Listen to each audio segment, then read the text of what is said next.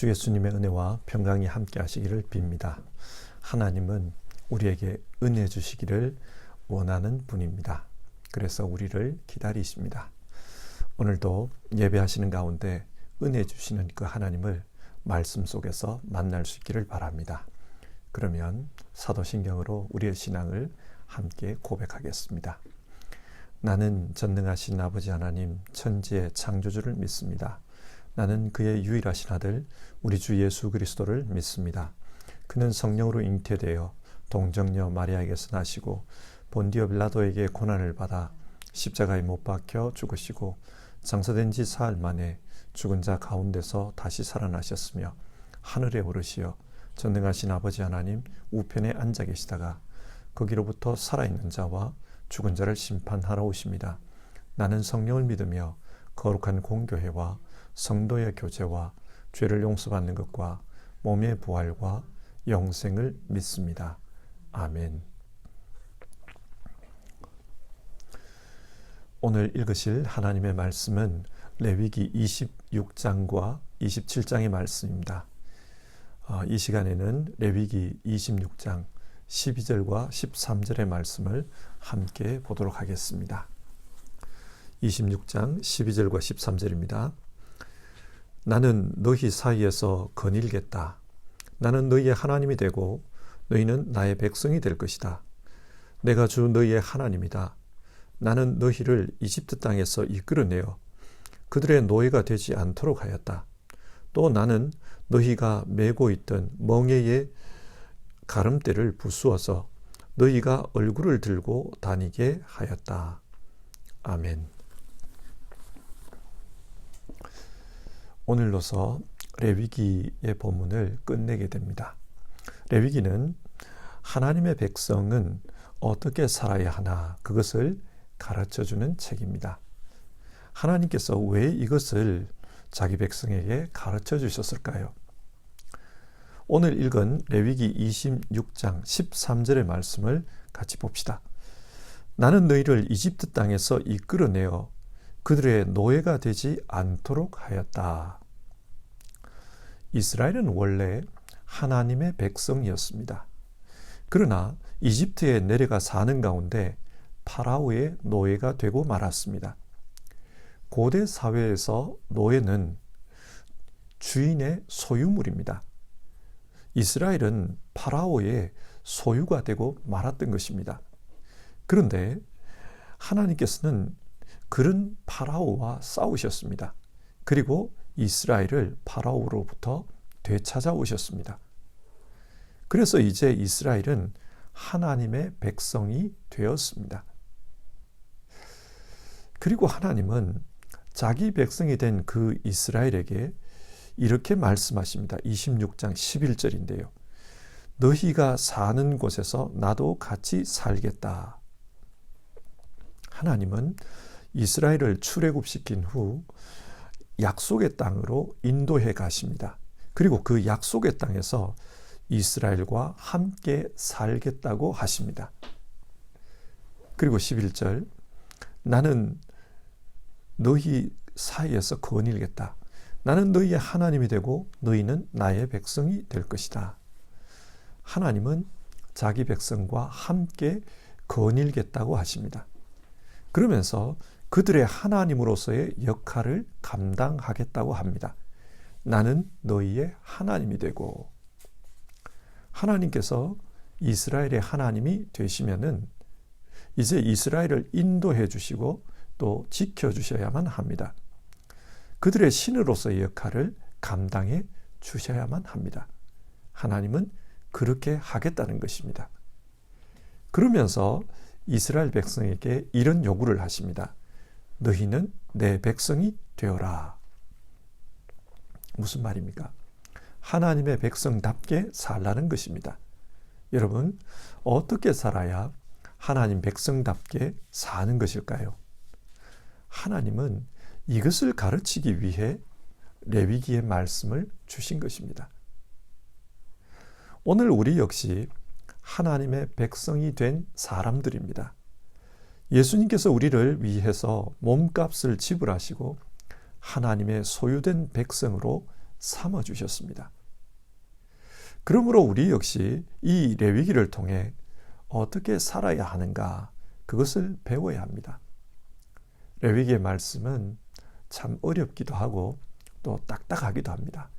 그러나 이 말씀을 통해 하나님의 백성이 된 나는 어떻게 살아야 하나, 그것을 배울 수 있어야 합니다.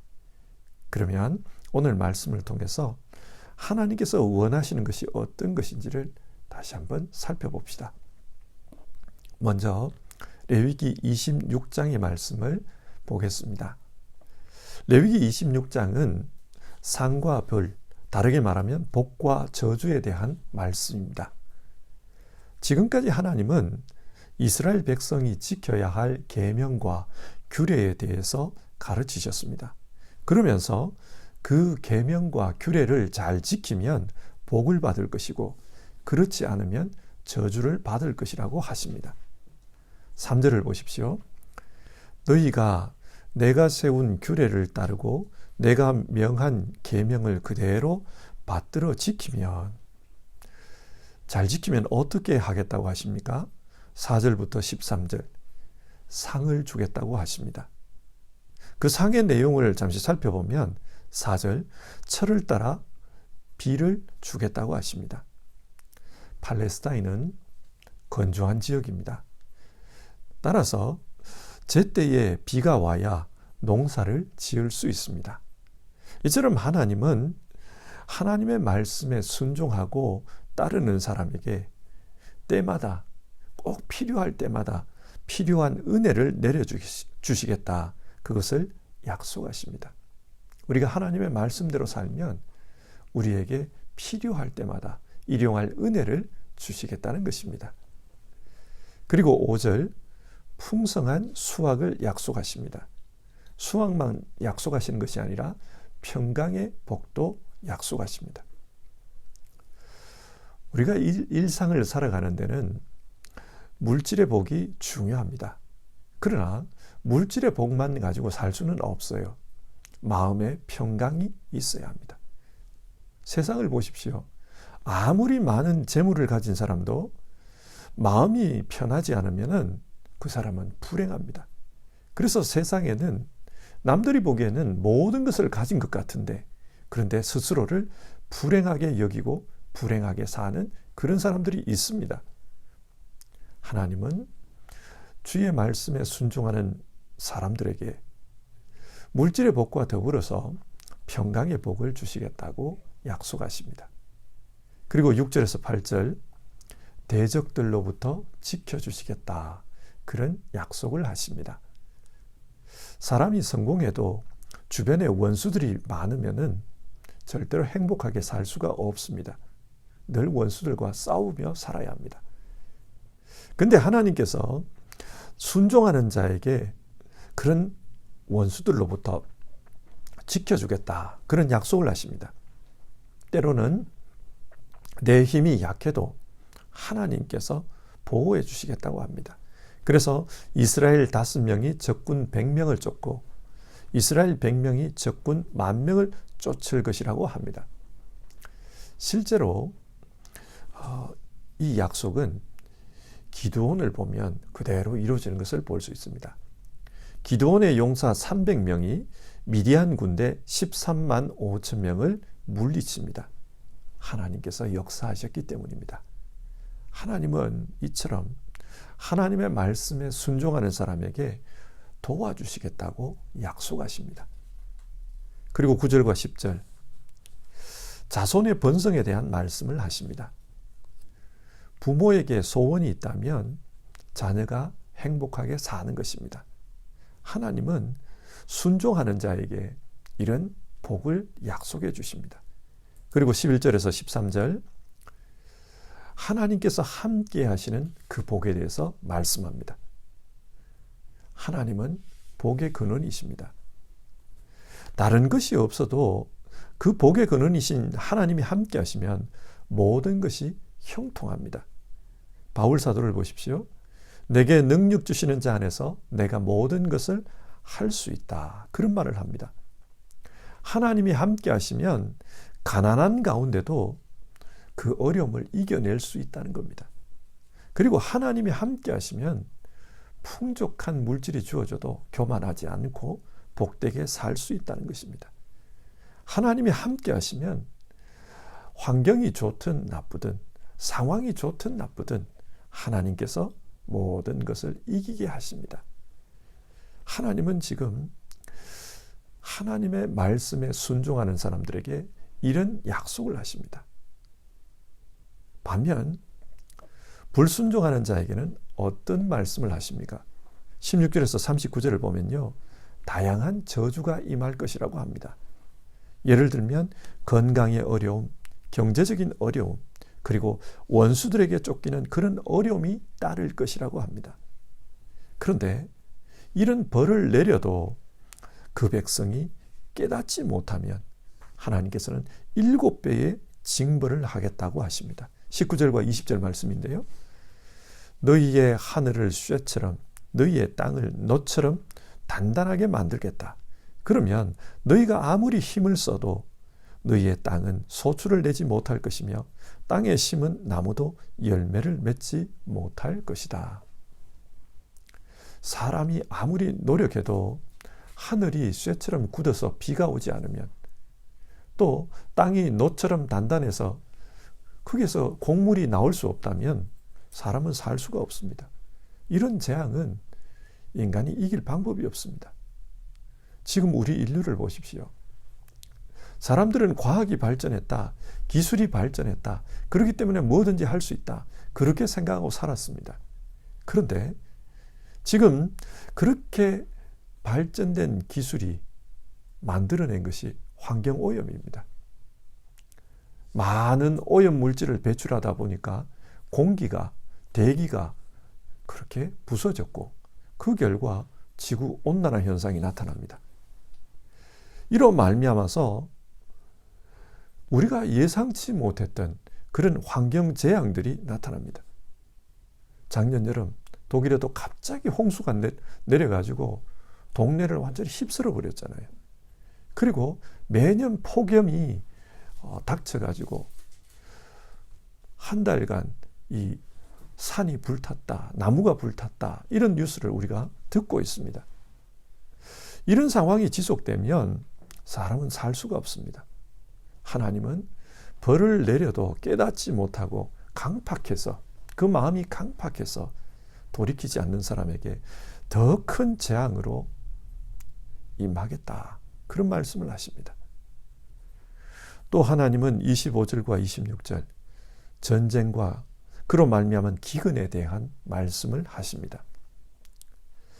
경제적으로 번영해서 높은 건물을 세우고 또 많은 재물을 쌓아놓는다 할지라도 전쟁이 발생하면 모든 것이 끝장이랍니다.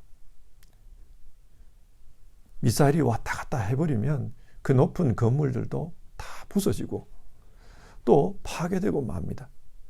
그러면 경제는 올스톱이 될 거예요. 이런 상황이 되면 사람이 어떻게 할 수 없는 그런 상황들이 벌어집니다.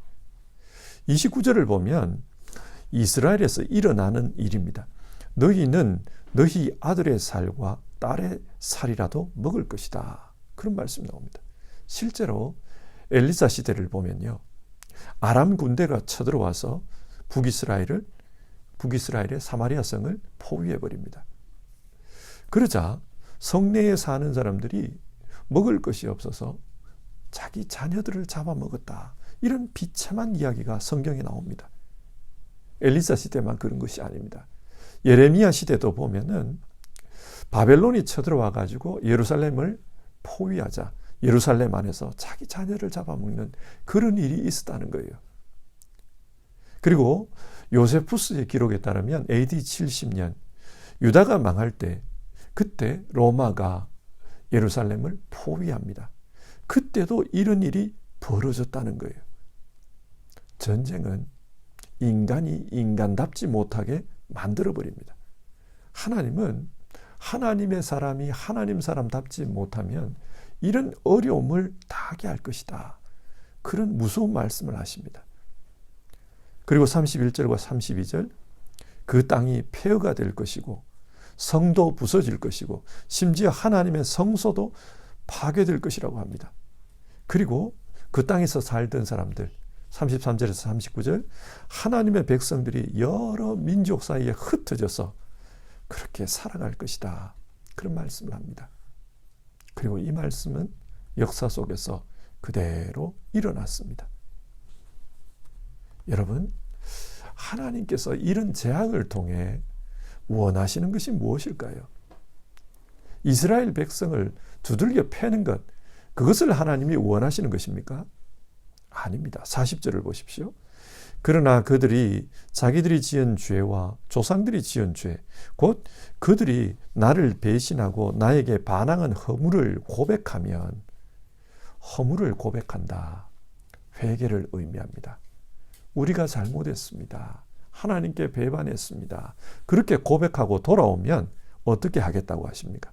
42절 야곱과 맺은 언약과 이삭과 맺은 언약과 아브라함과 맺은 언약을 기억하고 또 그 땅도 기억하겠다. 하나님께서 이스라엘 조상들과 맺은 언약을 기억하고 그 땅을 회복해 주시겠다 약속하십니다.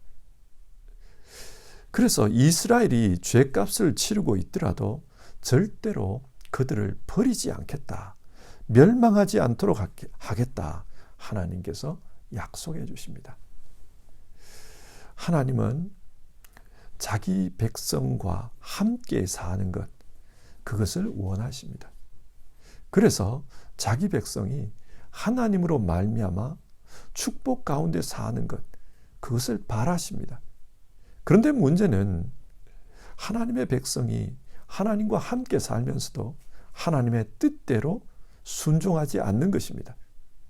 그러면은 하나님은 매를 드십니다. 징계하십니다. 그리고 때려서라도 하나님의 뜻에 굴복하도록 만드십니다. 자, 여러분, 여기서 우리가 기억할 것은 하나님은 자기 백성을 때리는 것, 그것 자체를 즐거워하는 분이 아니라는 겁니다. 하나님이 원하는 것은 하나님의 백성다운 모습으로 돌아오라는 것입니다.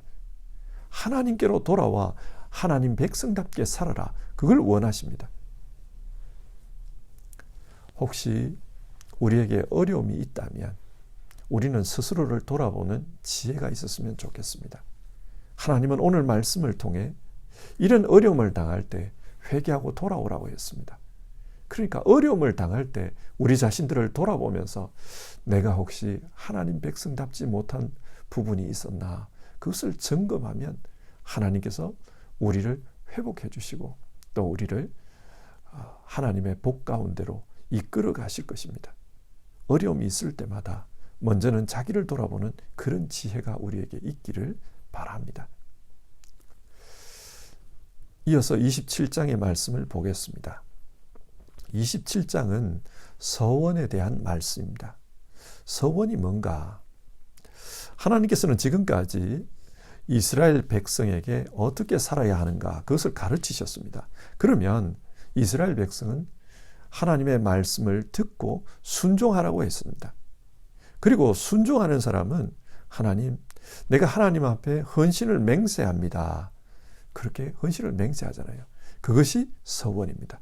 그래서 27장에는 이 서원에 대해서 말하고 있는 겁니다. 하나님, 내 자신을 하나님께 드리겠습니다. 그렇게 헌신할 수도 있고, 혹은 가족이나 짐승, 토지를 들여서 하나님께 헌신을 맹세할 수도 있다는 겁니다. 그런데 이런 약속을 할 때 자기 대신에 속전을 지불해야 될 경우도 발생합니다. 예를 들어 하나님, 내 삶을 하나님을 위해 드립니다. 성전에서 하나님을 봉사하겠습니다. 이런 서원을 했다고 합시다. 그런데 율법에 따르면 성전에서 일할 수 있는 것은 레위 자손만 할 수 있습니다. 그러면 레위 자손이 아닌 사람은 어떻게 해야 되는가? 속전으로 대신 바치라는 거예요. 그래서 거기에 대한 말씀이 2절부터 29절까지 나옵니다. 이렇게 대신해서 바치면 된다. 그 이야기입니다. 그리고 30절부터 34절에는 11조에 대한 말씀이 나옵니다. 하나님의 것을 하나님께 바쳐야 한다. 그 말씀이죠. 사람이 하나님께 서원하는 것은 좋은 일입니다. 하나님, 내가 하나님의 말씀에 헌신하겠습니다. 그렇게 약속하는 거니까 그건 좋은 것입니다. 예를 들어 사무엘상 1장에 한나의 서원 기도가 나옵니다. 한나는 아들이 없었습니다. 하나님, 만약 나에게 아들을 주시면 그 아들을 하나님께 바치겠습니다. 그렇게 서원 기도했습니다. 자신의 아들을 하나님께 바치는 것, 그것은 쉬운 일이 아닙니다. 하지만 한나는 자기가 서원한 대로 하나님께 그대로 바쳤습니다. 그렇게 사무엘을 하나님 앞에 바쳤을 때 어떤 일이 일어납니까? 이스라엘의 역사가 달라집니다. 사무엘이 등장하기 전 이스라엘의 역사는 캄캄했습니다. 사사시대에 혼란함이 있었고 엘리 제사장 시대에 그 부패함이 있었습니다. 그래서 이가봇, 하나님의 영광이 떠나버렸습니다. 그러나 사무엘이 이스라엘의 사사로 일하게 되었을 때 그때 어떤 일이 일어납니까? 이스라엘 백성들이 미스바에서 회개합니다. 하나님께로 돌아옵니다. 그러자 하나님께서 에벤 에셀, 여기까지 도와주셨다. 하나님의 도우심의 역사가 이스라엘에 나타납니다. 이스라엘이 회복된 겁니다. 이처럼 하나님의 뜻대로 살겠다 헌신하는 그 사람을 통해 한 시대가 바뀌는 역사가 일어납니다. 하나님 앞에서 서원하는 것, 올바른 서원은 하나님의 은혜의 통로가 되어 자기 자신의 삶과 또 그 공동체를 살리기도 합니다. 근데 여러분, 서원할 때는 조심해야 해요. 함부로 해서는 안 됩니다. 사사기에 나오는 입다를 보십시다. 입다는 전쟁을 앞두고 하나님 앞에 서원했습니다. 하나님, 이 전쟁에서 승리하게 해주시면 나의 집에서 제일 먼저 나와서 영접하는 자를 번제물로 하나님께 드리겠습니다. 그런 서원을 했습니다. 그런데 이 서원 자체가 문제가 있어요. 어떻게 사람을 하나님께 번제물로 드릴 수 있습니까? 하나님은 이런 것을 좋아하지 않습니다. 그런데 입다는 이런 약속을 했어요. 그래서 자기의 딸을 하나님 앞에 제물로 드려야만 했습니다. 함부로 서원하면은 굉장히 곤란한 일들이 벌어집니다. 조심해야 돼요. 사도행전 5장의 아나니아와 삽비라 사건을 보십시오. 아나니아와 삽비라는 바나바를 보면서 자신들도 교회에서 그런 존경을 받고 싶었습니다. 그래서 바나바처럼 자기의 전 재산을 팔아서 하나님 앞에 드리겠다 서원했습니다. 그런데 그런 서원을 한 이후에 마음이 변해버렸어요. 너무 아깝습니다. 그래서 판 것 중에 일부만 하나님께 드리고 일부는 빼돌렸다고 합니다. 그런데 객관적으로 보면요, 재산 중 일부만 드리는 것도 엄청난 헌신입니다. 하지만 이들은 하나님 앞에 저주를 받았습니다. 왜 그렇습니까? 전부를 드리겠다고 약속했다가 하나님을 속였기 때문입니다. 이처럼 함부로 서원하면 안 됩니다.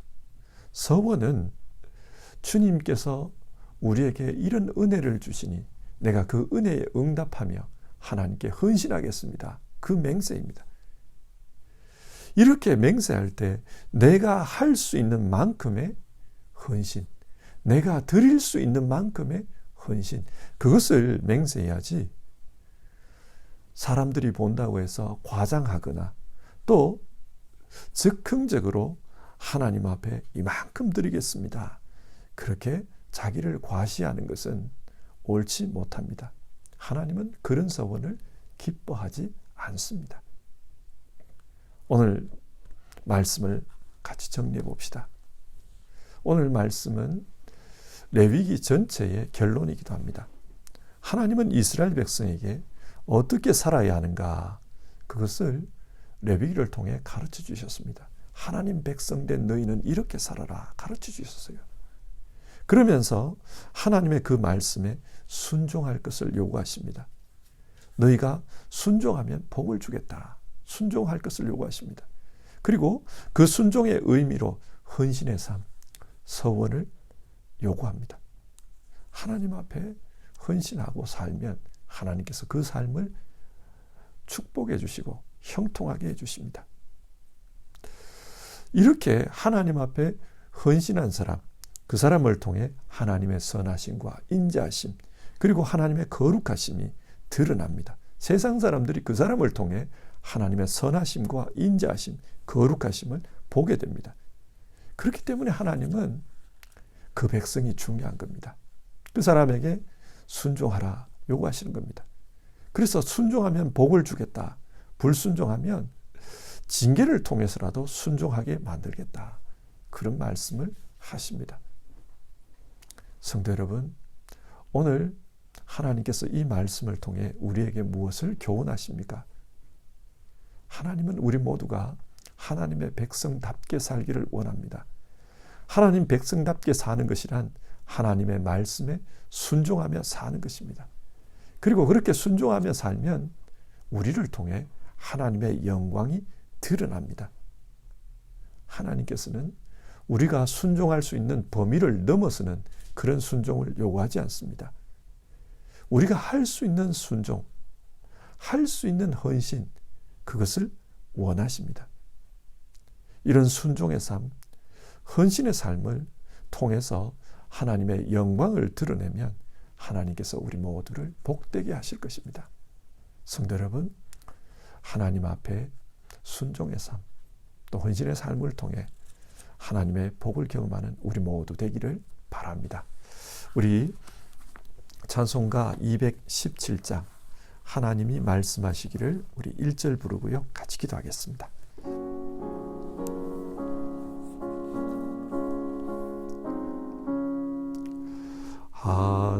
하나님이 말씀하시기를 내 마음을 나에게 바치어라. 너 어디 있든지 날 섬기며 기쁘게 날 항상 의지하라. 바치어라 내 마음을 주께서 나에게 이르시네.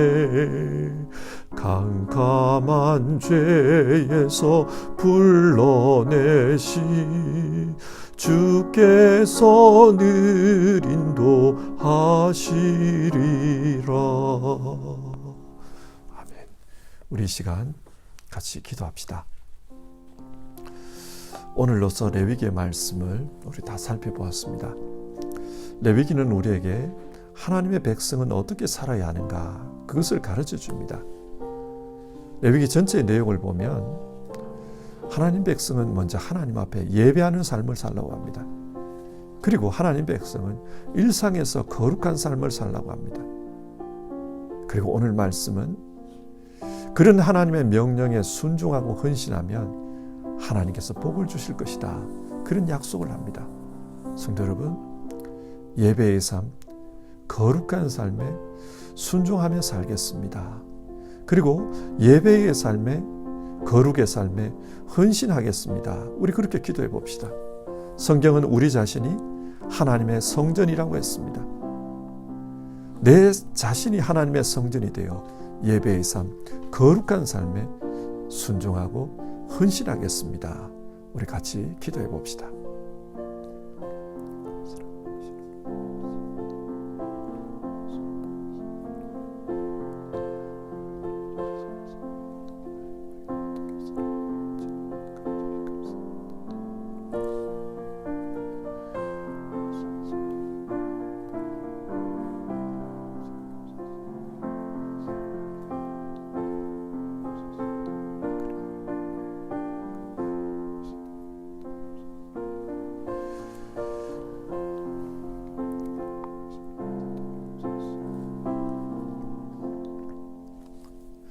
하나님, 오늘 말씀을 통해서 우리가 어떻게 살아야 하는지를 다시 한번 생각해 보았습니다.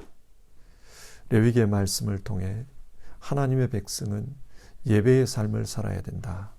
하나님의 백성은 거룩한 삶을 살아야 된다. 우리가 그 말씀을 배웠습니다. 그리고 예배의 삶, 거룩의 삶, 이 삶에 순종하면 하나님께서 복 주시겠다고 하셨습니다.